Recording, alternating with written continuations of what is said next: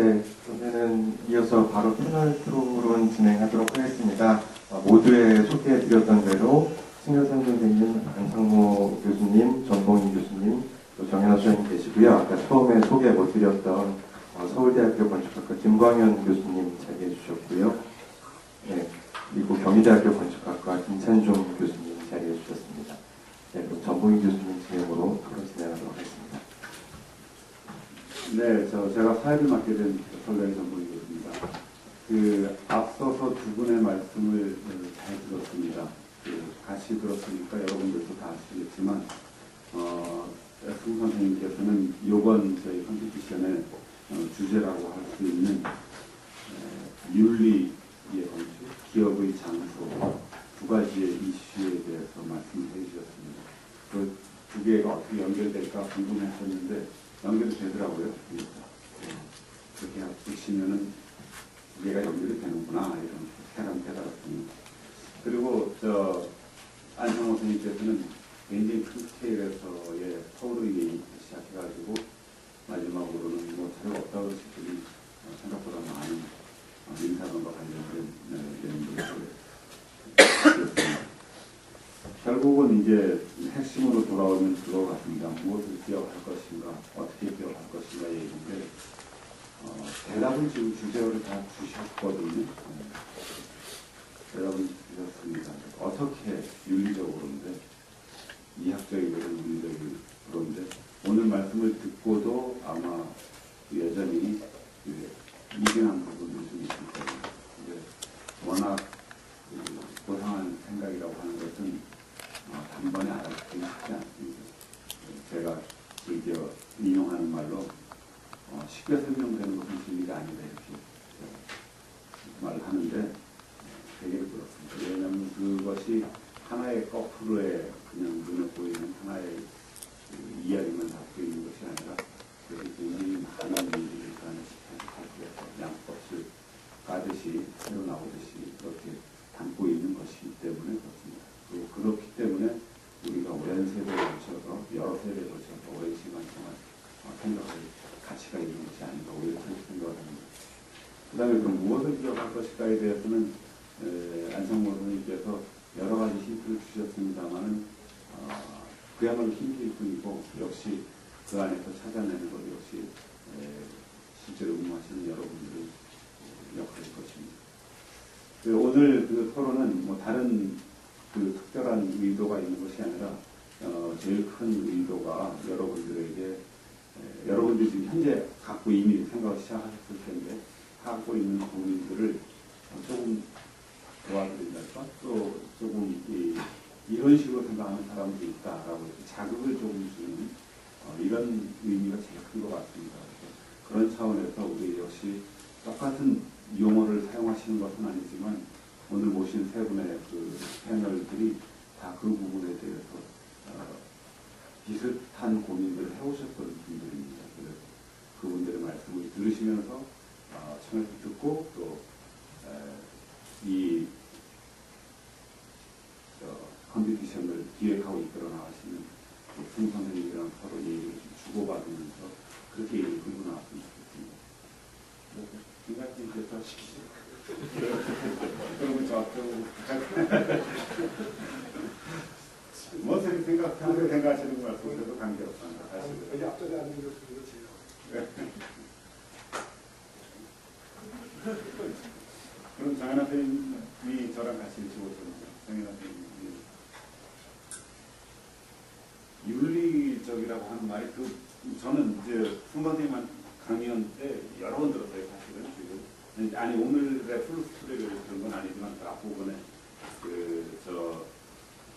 미학 레스페티브 그런 거 할 수 있나요? 하는 그 부분에 대해서 굉장히 이렇게 즐겨 인용하시는 거를 그대로 제 몫에 했는데 정 선생님 생각은 어떻게 저는 뭐 선생님이랑 생각이 다릅니다. 이 마이크를 좀 사용하시면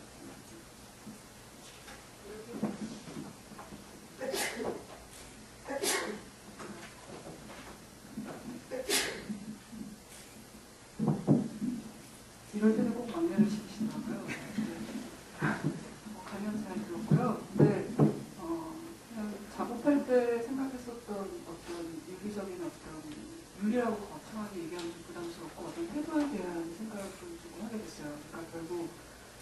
땅이 주어졌을 때 그 주변 조직, 도시의 조직이나 역사들을 어떻게 이해하고 거기에 적절한 포지셔닝을 할 거냐는 문제제기였고요.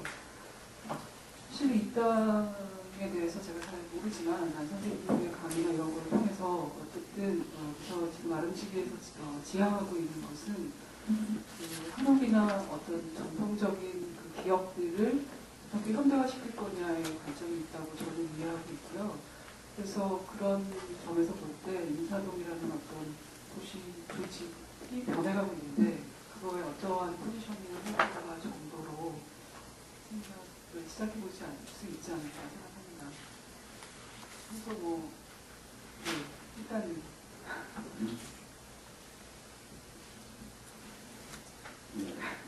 그래서 조금 더 구체적으로 제가 이렇게 처음에 말씀드린 거는 여러분들이 브레인스토밍을 하셔야 되니까 시간을 좀 해보면요. 아까 그냥 지도 보여주셨을 때 그런 생각을 했었어요.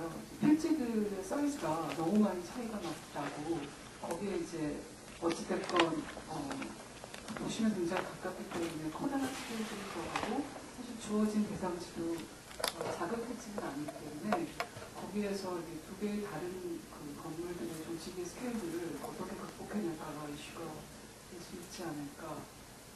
그다음에 첫 번째 정도로 생각한 건 그 정도였거든요. 제가 아까 그 농처럼 저가 선생님이랑 생각이 있고 오늘 좀 다르다라고 드렸는데 선생님이 지금 오늘 말씀하신 그 내용이랑 콘텐츠랑 다른 게 아니라 아까 했던 그 표를 받아들이는 방식에서 조금 차이가 난다라는 말씀이었습니다. 그게 신경 안 쓰셔도 되고요. 네. 나중에 좀 찾아봤습니다. 사실은 선생님 말씀 속에 무엇을 기억할 것인가에 대한 얘기는 좀 있었습니다. 그리고 굉장히 안성하신 같으면 직설적으로 한옥은 아니다라고 말을 해버렸습니다. 그래서 상당히 많은 얘기가 지금 이게 지금 새나간 것 같다는 생각이 듭니다. 제가 짐작하기로는 이번 컴피티션에 있어서의 상당량의 정보가 여기 오신 분하고 안 오신 분하고 차이가 좀 날 것 같다 이런 생각이 듭니다. 이찬준 선생님께서 좀 이해했나요?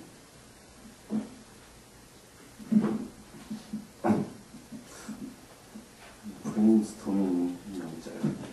그래서 좀 길게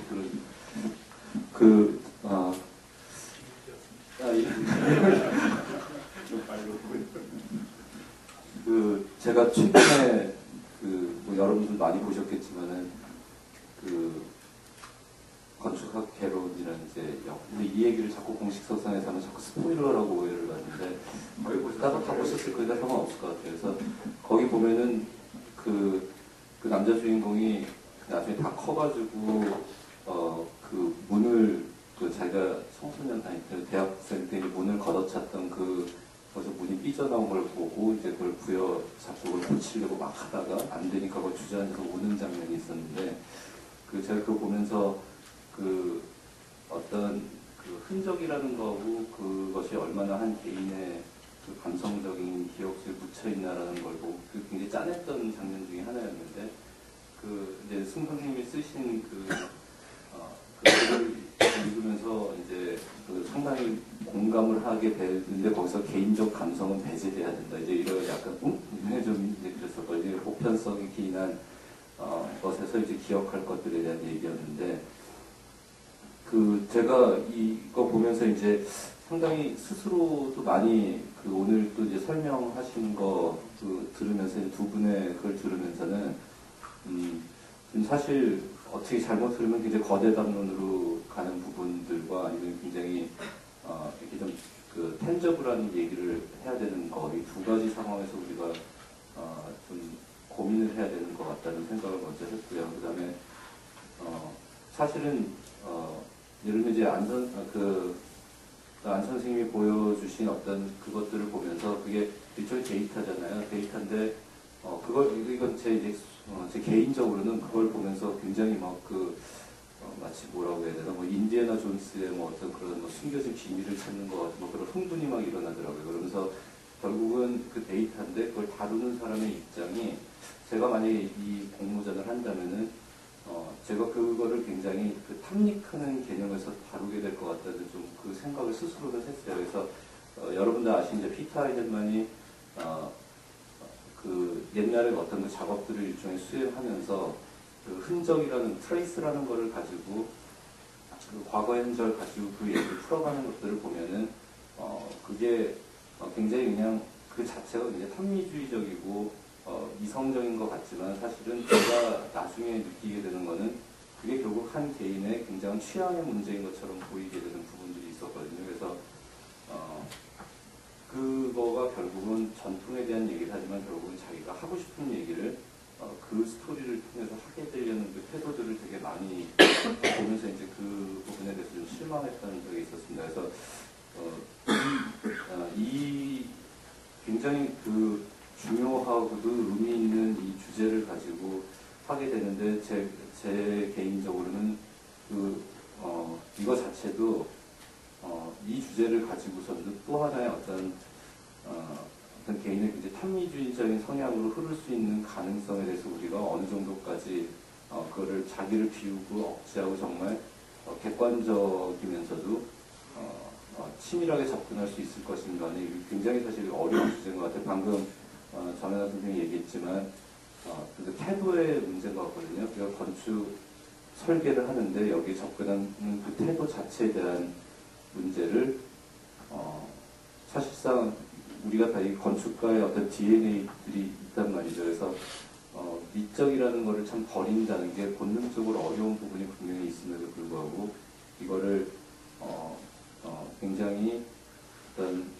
그런 새로운 차원에서 윤리라는 좀 더 공공에 대한 어떤 굉장히 객관적이면서도 치밀하면서도 어느 정도는 좀 이타적인 어떤 개념들을 가지고 가는 게 얼마나 어려울지 또는 이제 그런 부분에 대해서 굉장히 챌린징하다고 사실 느끼고 있습니다. 그래서 이 내용들을 보면서는 우리가 결국은 어떤 건물을 설계할 때 결국은 프로그램이라는 걸 넣으면서 사람들을 어떤 식으로 집객을 하고 어떻게 뿌려주고 흩어주고 모으고 하는 어떤 그런 거를 프로그래밍하는 어떤 그런 과정 중에 있는 그래서 본인들이 약간 전지전능한 시각을 가지고 접근하는 데서 한 발짝 물러나야 될 필요가 있을 것 같기도 한데 과연 그게 딱 주제와 어떤 빵을 받고 막 이랬을 때 그 흥분되는 거에서 그걸 어떻게 잘 자기가 컨트롤하고 나갈 수 있는지 이제 이런 부분들이 제 개인적으로는 이 유모전의 어떤 그 상태에 굉장히 중요한 요인이 되지 않을까라고 개인적으로 그렇게 좀 생각을 해봤습니다. 소비 시간은 한 2분. 굉장히 질문을 해보시고요. 네. 아니, 누구시더라도 네, 우리 진양은 승여상 선생님은 친한 친구고 질문하고 이렇게 할 성질이 안경이 없어도 도와드려야지. 지금 뭐 이렇게 그런 건 아닙니다.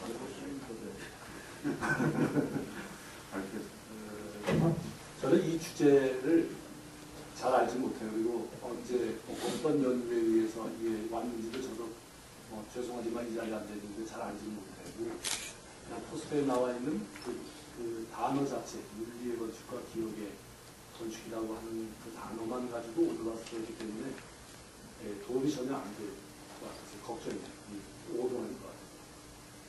근데 저는 아까 그 기억에 대해서 무엇을 기억할 거냐라고 했는데 저는 이제 그냥 답만 얘기하면 저는 기억할 게 별로 없다고 생각해요.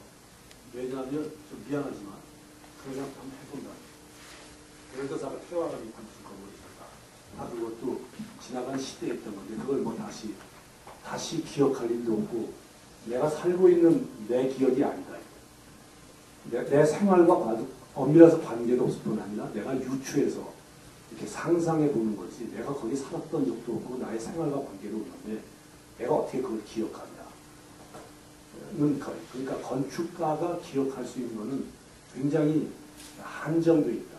그러니까 많은 건축 이론가들이나 건축가들이 기억을 얘기할 때는 뭐 공동의 기억 뭐라고 해서 확장을 하지만 사실 누가 공동이라고 단정 지을 수 있는가?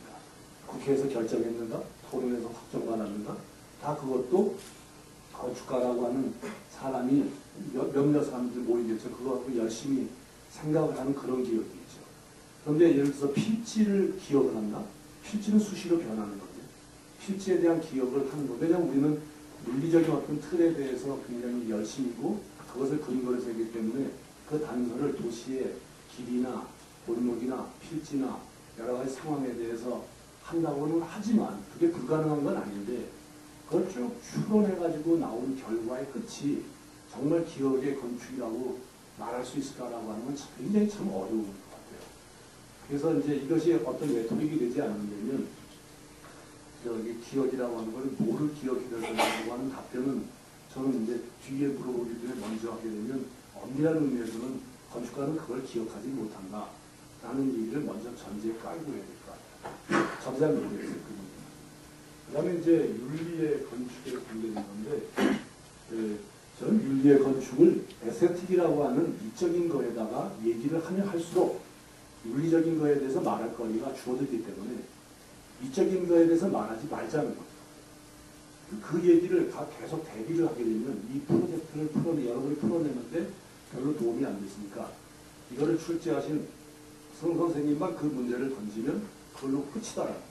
그러니까 크게 갈라졌으니까 그 윤리와 미적이라고 하는 걸 계속 대비를 시킬수록 까만색과 흰색을 대비시키는 일이기 때문에 별로 득이 없었다. 오히려 무엇이 윤리인가에 대해서 생각을 해보는 것이 더욱더 중요하다라는 거예요. 근데 이제 뭐가 윤리일 거냐라고 하는 건데 이런 생각을 해봅니다. 윤리가 그러면 공공적인 게 윤리냐? 그럴 수도 있겠지만 또 일치하는 건 아니에요. 예를 들어서 어떤 물체가 굉장히 독립적인데 주변하고 관계항을 잘 맺고 있어서 윤리적이냐?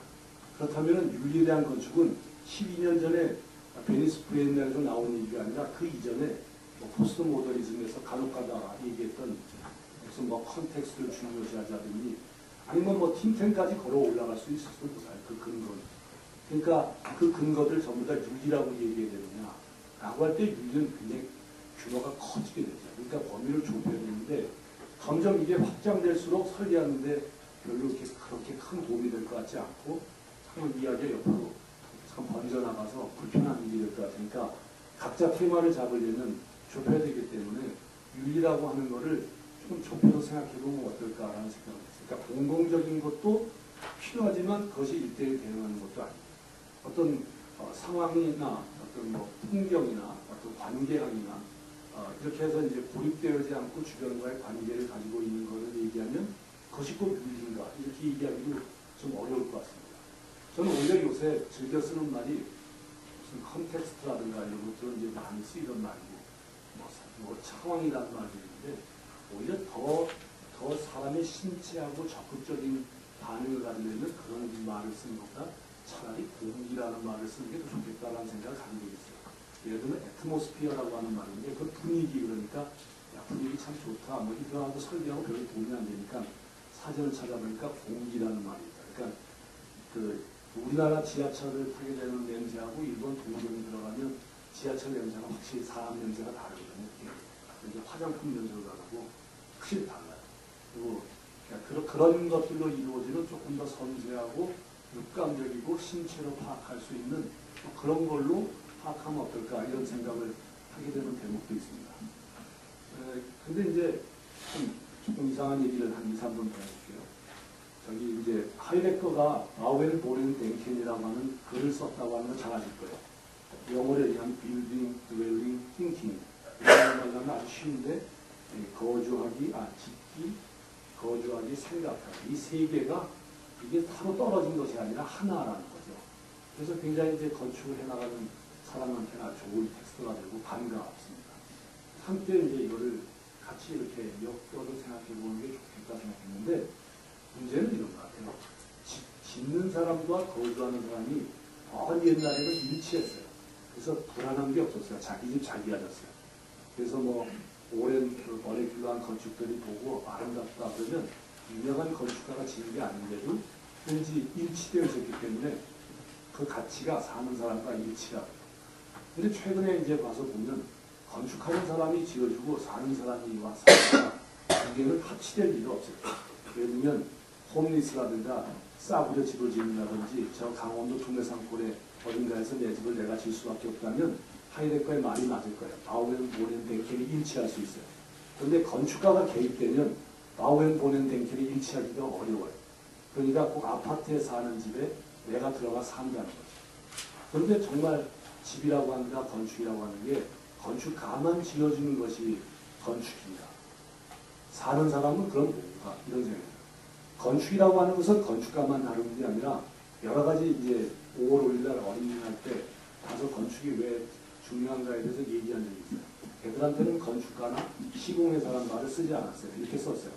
건축을 지으려고 생각한 사람, 건축을 지으려고 할 때 생각을 해주고 그 틀을 잡아준 사람, 그 틀에 의해서 실제 재료를 가지고 지어준 사람, 거기까지는 이제 시공자 다 아시죠.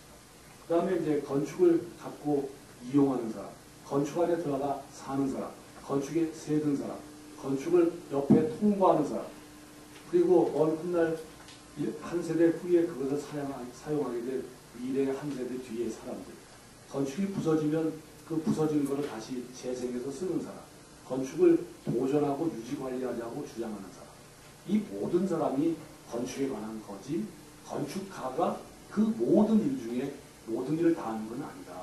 그러니까 그 일 중에 설계라고 하는 걸 통해서만 그 건축을 하게 된다라고 생각을 해요. 그러니까 아까 제가 말을 드렸는데 그 집기와 살기가 이렇게 분리되지 않고 합치려면 지금 작업은 불가능하다는 거예요. 무슨 얘기냐면 물리라고 하는 문제, 물리의 건축이라고 하는 건 저 나름대로 아무런 그 스님 선생님이 얘기한 것과 관계없을 때 자세히 읽지 않고 그냥 단어만 갖고 그냥 제목대로 생각을 했다면 그 집기와 살기가 분리된 상태에서 건축가가 애틋하게 지어주지 않았으니까 됐다. 그러니까 이렇게 윤리적으로 지어지면 좋겠다라고 하는 것이 성립이 되겠느냐. 그러니까 공간이나 장애는 물리적인 장이 있는가 하면 살아가는 사람의 생활에 장이 있어서 두 개 합쳐야 되는데 윤리의 건축의 몫은 어떻게 하면 어떻게 보면 그것을 사용하는 사람, 그것에 사는 사람이 윤리적이지 않으면 건축가가 아무리 윤리적인 물리적인 틀을 만든다 할지라도 도움은 되겠지만 그 건축을 완성시키지 못할 거다.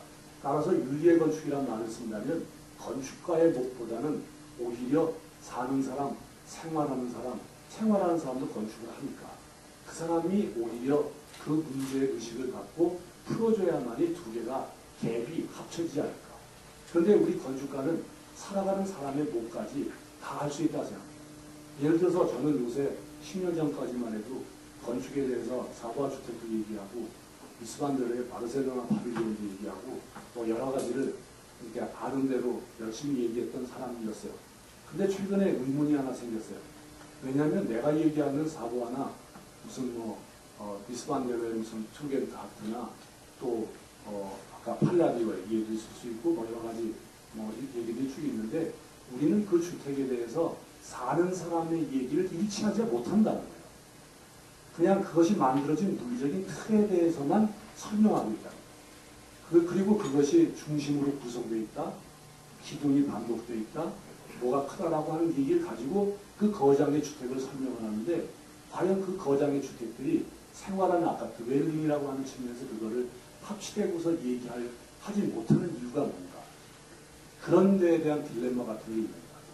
그래서 윤리의 건축이 만약에 된다면 어떤 제가 그래서 이 3자, 하이데크가 얘기한 그 세 개의 것이 어떻게 합치될 수 있는가를 생각해 보면 건축가에 적이는 사람은 건축가지만 어떻게 생활하는 그 사람들의 손에 의해서 스스로 뭔가 이렇게 만들어지는 다가오는 것들을 담아내는 것을 이렇게 전제로 하지만 그 사람이 좀 없기 때문에 말을 할 수가 없는 어려움이 있는데 그렇게 생각을 해봤어요. 그리고 그 해리슨이라는 사람이 Ethical Function of Architecture라고 하는 책을 썼는데 그 책에는 이 ethics라고 하는 말을 구체적으로 써있지 않고 이런 얘기를 앞에 서문에 쓴 게 있어요.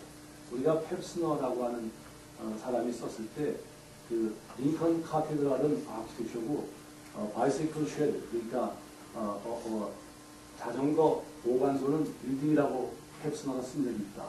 그렇게 얘기하면 안 된다는 거예요.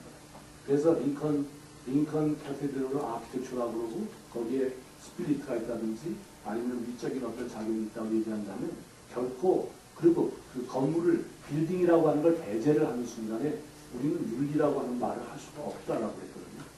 그러니까 윤리라고 하는 말을 쓰려면 굉장히 우리가 건축이라고 하는 틀을 크게 벗어나서 우리가 버렸던 것, 무시했던 것, 그 빌딩이라고 하는 것에 대하여 이렇게 가치를 하강시켰던 것, 이런 것들을 모두 받아들여야 되는 어려움들이 있지 않나 생각되는데 어떻게 보면 다른 얘기고 그 짓는 사람과 사는 사람, 생활자의 어떤 윤리 같은 것들이 사실은 끼어야 만들어져야 그 문제가 해결되지 않을까. 어차피 현대라는 사회는 건축가가 말한 대로 하지 않는데 건축가가 생각한다고 해서 윤리가 회복되고 그렇게 하기는 굉장히 어려운 시대가 아닌가라는 생각을 해서 걱정을 삼아서 한번 문제를 제기합니다. 네, 감사합니다. 저희들이 시간이 참 많지는 않아서 저 플로어에서 또 여쭙고 싶은 것들이 있죠, 지금. 그죠? 그래서 그 시간도 마련을 해야 되기 때문에 서둘러서 조금 진행을 하겠습니다. 어찌됐건 지금 김 교수님께서는 지금 새로운 또 생각을 제시를 해주신 거고, 뭐 제가 바꾸실 건 없는데 그거는 하나 확인을 하는 것이 뭐 제 의견을 하나 말씀을 드리자면 승 선생님이 지문이라고 하는 용어를 쓸 때는 어번 소음만 지향하는 것은 아닌 것 같아요.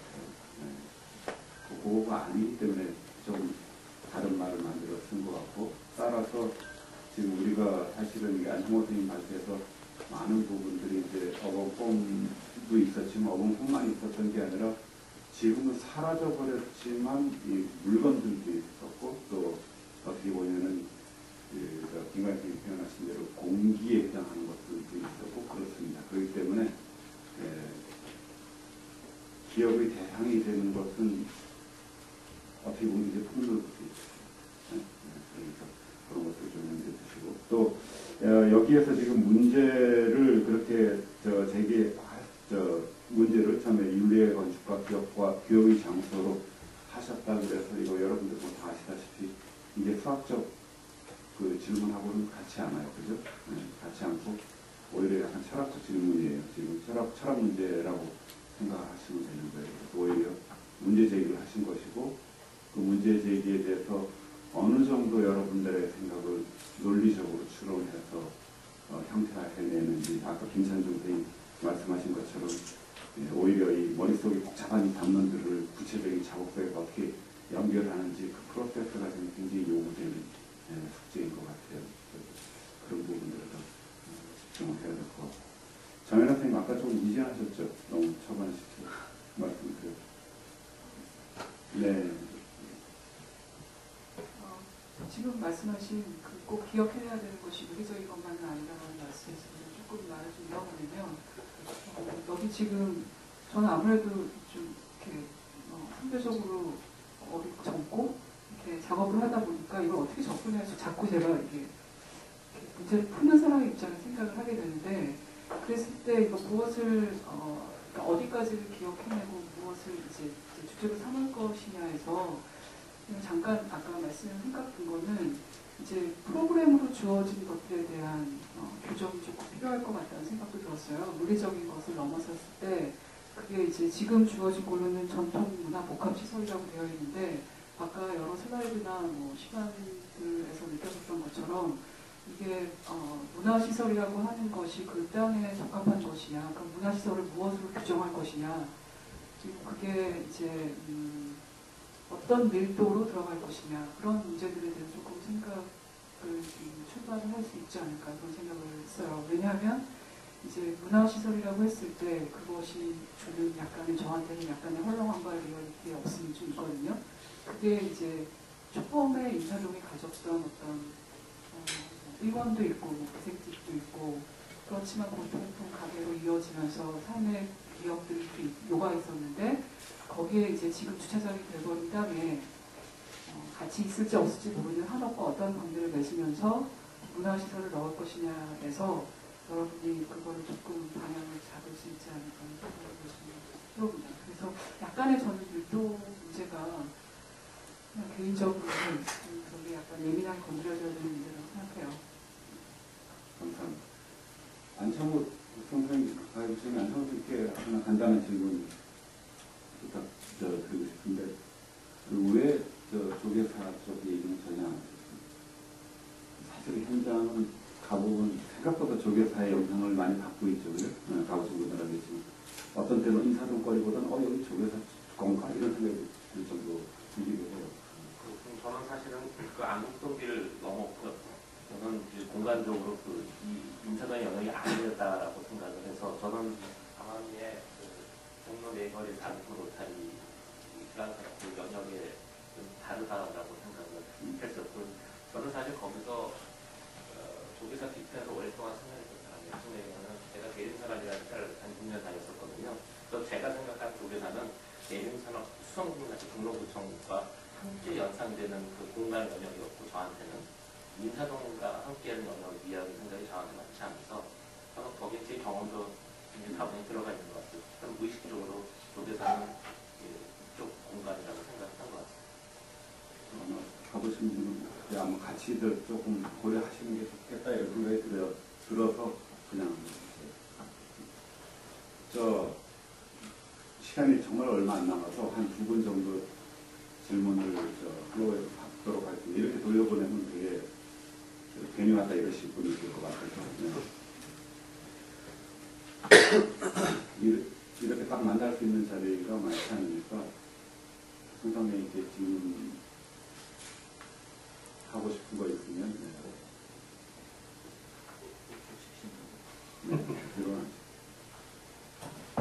궁금하실 건데 윤리도 윤리도 약간 힌트들이 앞선 분들의 세 분 선생님께서 굉장히 생각거리를 많이 던져주셨어요. 사실 좀 짧은 말이지만 윤리에 대해서 이렇게 생각할 수 있구나, 기억에 대해서 이렇게 생각할 수 있게 됐구나. 그래서 지금 확 풍요로워하셨다는 그런 느낌을 받습니다.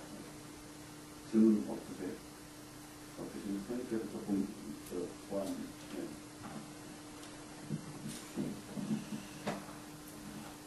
예, 이 두 가지 단어에 대한 논의는 좀 다른 기회에 한번 본격적으로 할 수 있으면 좋겠다는 생각이 들고요. 오늘 제가 말하기가 굉장히 부담스럽습니다. 제가 나중에 꼭 심사하게 되니까, 그러니까 제가 뭘 말씀드리면 그게 다 그렇게 하실까봐 좀 조심스럽거든요.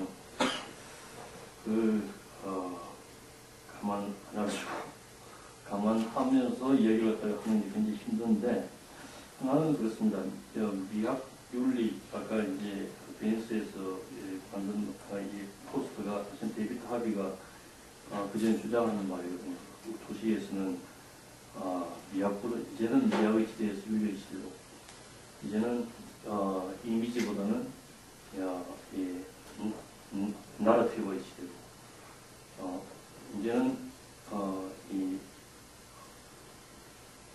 완성보다는 비카밍, 생성되어지는 시대로 이렇게 나가야 된다고 이제 거기서 따라서 비난해서 말하는데, 그럼에도 불구하고 저는 미학과 윤리가 서로 반대의 개념이 아니라고 생각하거든요. 서로 반미학이 윤리고 비윤리가 미학이라고 저는 한 번도 그렇게 생각한 적이 없습니다. 미학에서도 얼마나 윤리가 있고 윤리에서도 얼마나 미학을 갖다 찾을 수가 있다고 생각하고, 여기서도 결코 반대의 개념이 아니라고 하는 거죠. 그렇지만 차원을, 이건 서로 다른 영역인데,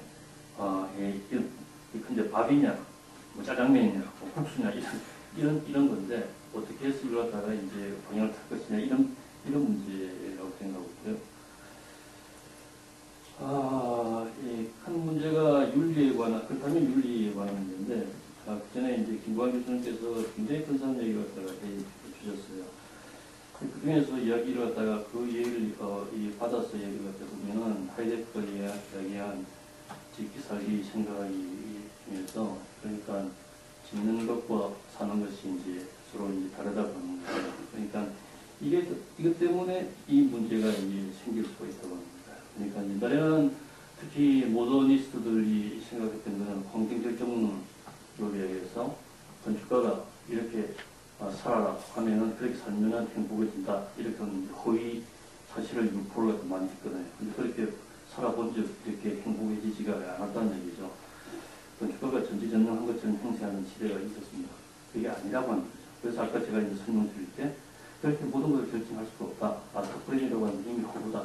이런 것도 이미 다 판명이 됐기 때문에 그렇다면 설계를 그렇게 하지 않고 그래서 서양 사람들도 indeterminate emptiness라고 해가지고 불확정적 비움을 갖다 내놓자고 합니다. 그래서 마치 그 사람들 설명을 내가 직접 들었는데 무대 장치 같은 거랑 무대 장치 위에서 와서 액터들이 연극을 하면서 자기들이 새로운 장치를 갖다 해놓고 새로운 어떤 모습을 보이는 게 이게 그 사람들이 새로운 어떤 진실한 직기라고 하는 거예요. 건축이라고 하는 설계하는 사람이 설계해서 끝이 나는 게 건축이 아니고 진정한 건축은 거주자가 거주인이 살아가면서 지어내는 게 건축이라고 이렇게 개념을 확대하는 것도 있는 걸 볼 때 그렇다면 집기라고 하는 것을 우리가 어떻게 지어질 것인가 이제 건축가가 이제 대답을 해야 되는 문제가 남아있다고 합니다.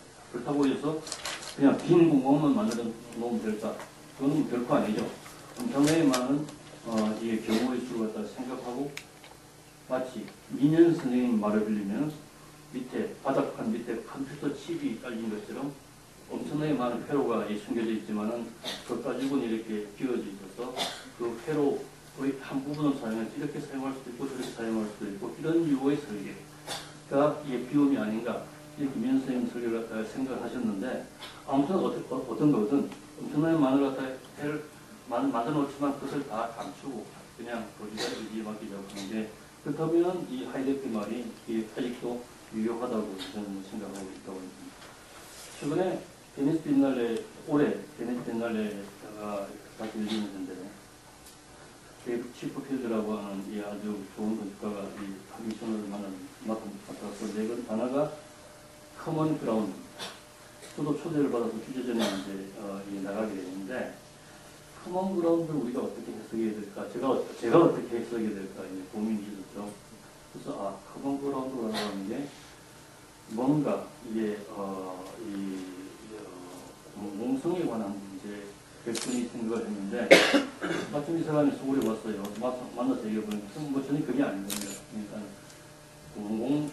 공공성보다는 이게 요즘 하도 건축들이 그 모양이나 이런 겉가죽에 허덕이고 있으니까 이건 말고 건축을 이루는 근본적인 것이 무엇인가 그래서 생각해보자고 하는 뜻이라고 해요.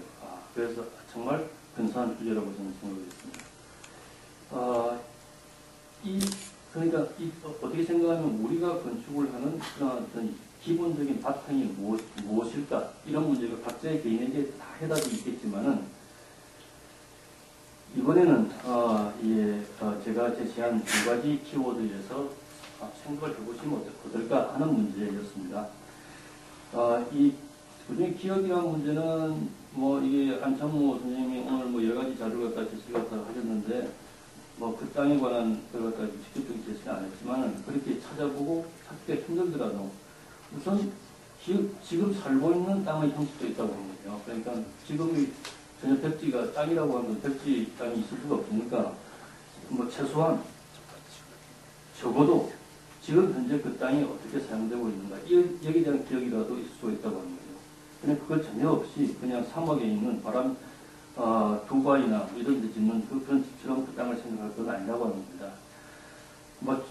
그런 문제 혹은 예컨대 이게 건축이 가져야 될 그런 아주 중요한 가치 중에 하나가 이 공공성에 관한 문제인데 그러니까 이게 쉽게 이야기하면은 옆집보다 크지 않으려고 노력하고 그리고 길 있으면 좀 내어주려고 하고 물론 지나가는 사람이 있으면 좀 이게 땅 떼어줘서 쉬게 만들어주려고 그러고 어울리려고 그러고 나누려고 그러고 이런 여러 가지 어떤 공공성 문제가 건축 윤리가 될 수도 있다고 하는 문제죠. 물론 이 작은 문제입니다만 또 더 큰 문제로 윤리에 관한 어떤 큰 거대 담론을 생각해서 이 건축이 가져야 되는 시대적인 그런 어떤 문제 이런 문제도 생각할 수도 있고 이런 문제에 대해서 여러분들이 해결하시는 분들이 설계하시는 분들이 생각하는 문제라고 합니다. 물론 저는 저희 해답이 있습니다. 제가 이 땅을 설계하면 어떻게 설계할 것이라고 하는 그런 물론 건축가로서 당연한 그런 해답이 있겠죠. 그렇지만 결코 저희 답 가지고 이 심사는 하지 않을 예정입니다. 다만 각자가 생각하는 그런 개인의 문제가 어떻게 여기서 이 두 가지 단어를 가지고 해석했느냐 이 문제에 더욱더 중점을 둬서 저는 이 프리드를 하겠습니다. 되겠다 하는 것만 말씀을 드리겠습니다. 너무 짧은 시간이라 오신 배우분께 시간을 드렸습니다. 좀 추가하시면 좋겠습니다. 한 2분씩 하는 것 같습니다. 2분. 네.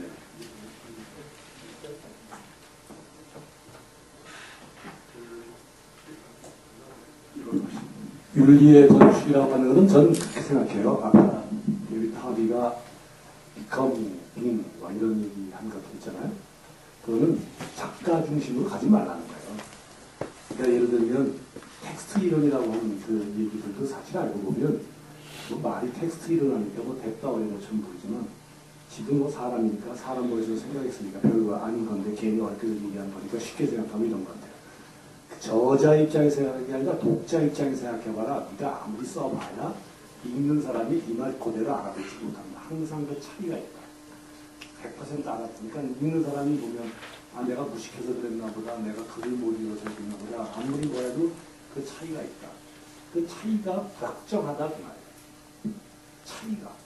그러니까 그게 불확정성이에요. 불확정성이 이렇게 막 어렵고 뭐 이렇게 뭐 기가 막히고 흰벽에 뭐 하얀 빛이 비치고 이런 게 아니고 그 차이가 알 수가 없다. 그러니까 알 수 없는 것만큼 여지를 가져라.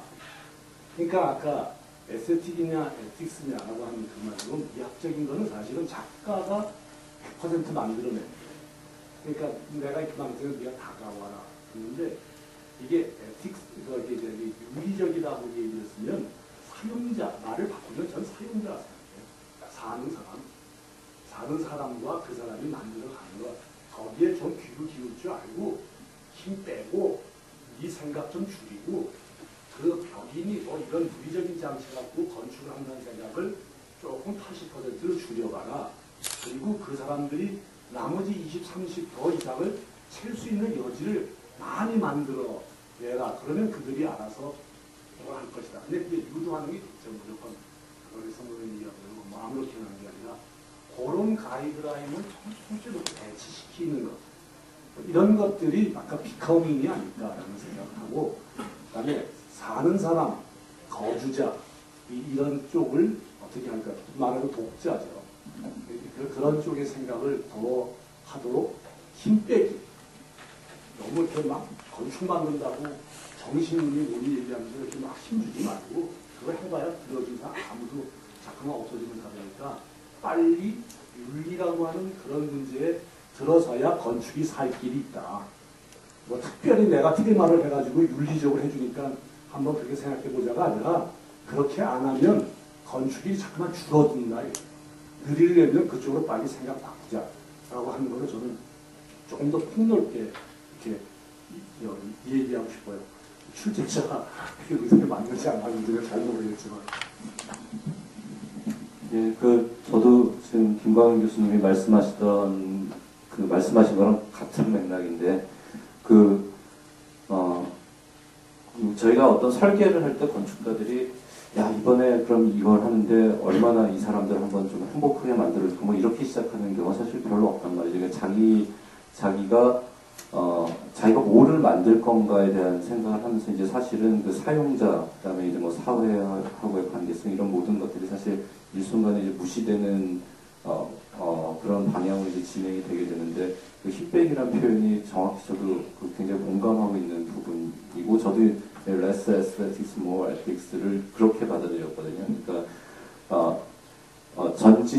우리가 근데 그동안 건축이라는 걸 교육받고 이제 하면서도 사실 이렇게 뭐 모델을 만들어서 크게 돌려보면서 뭐 이게 어쩌고저쩌고 하지만은 우리가 건축을 경험하는 그 방식이 결국 그렇게 전지전능한 식에서 모델을 돌려보면서 할 수 있는 건 이제 아니란 말이죠. 이제 물론 그 모델은 전체하고의 관계성을 보기 위해서는 유용할지 몰라도 우리가 어떤 스트릿 레벨에서 어떤 뭔가를 경험하는 거는 우리는 사실 경험하지 않은 상태에서 뭔가를 정하게 되는 어떤 그런 방법론적인 문제부터 시작해가지고 건축이라는 부분이 어떻게 보면 레가시가 굉장히 강한 산업임에도 불구하고 학문적인 자신감을 만들기 위해서 뭔가 이 어떤 논리의 체계를 좀 이렇게 만들어가는 과정에서 사실은 사용자에 대한 얘기가 없어진 부분도 있는 것 같다고 생각을 해요. 그래서 팔라디오도 다른 류의 스토리가 있으면은 그거는 제 개인적으로는 거기에도 윤리가 있을 수 있는데 우리가 못 보는 게 아닐까라는 생각도 사실은 조금은 했었고